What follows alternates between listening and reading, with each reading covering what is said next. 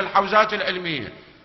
ما أريد أقول لك أنا عند طبقة فئة معينة من الناس، حتى عند بعض الطبقات من تشوف، بينما أنا أكد لك هسه قد يسمع صوتي أكو خطيب حسيني مخلص والله أتشرف بتراب عاله، شيخ فخر الدين آل محسن بالنجف، بعد رجل خطيب يعجبك ينخلى بالقلب ونظيف ولائي فعلا عنده نية نظيفة، يقول لي والله يا جعفر أنا فرد يوم من الأيام أقرأ عند واحد، أقرأ عنده مأتب، خلصت قال لي ايش قد تامر، او قبل لا من اجاني، المهم لو قبل المجلس لو بعد المجلس، قال لي ايش قد تامر؟ قلت له عمي شنو امر؟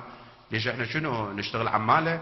احنا ناس حملت رساله، انا جاي اقرا واطلع، انت شنو تكرمني؟ نعم الله ما تكرمني، انا هم ملاكي موضوع الحسين موجود، ما تتصور اكو واحد يخدم الحسين ويجوع ويتوسل من واحد ابو دولارات يقول له تعال اعطيني دولار اعيش، وحقك كل الدنيا تجوع بس خدمة الحسين يبقون فوق الهامه.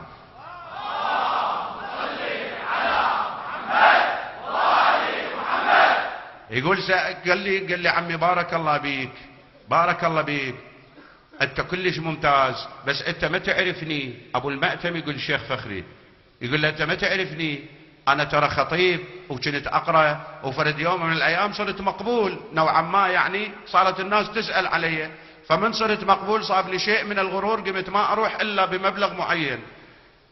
شنو صار وياي؟ ابتليت بالنسيان، نسيان، قمت اجيب اهيئ الموضوع واهيئ المحاضره، اجي اصعد على المنبر يضيع من الاول والتالي ما اعرف شيء، وبعدين بطلت المجلس بسبب النسيان.